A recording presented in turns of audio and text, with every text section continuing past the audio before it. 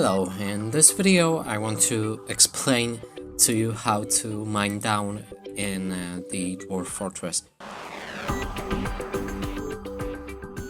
So it's quite simple. You simply need to click on the pickaxe or click M as a hotkey to begin mining, then change to dig a stairwell.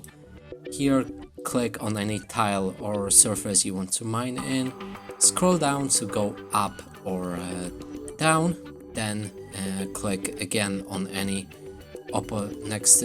any block next to the one that you're currently placing, and that way you should be able to make the staircase.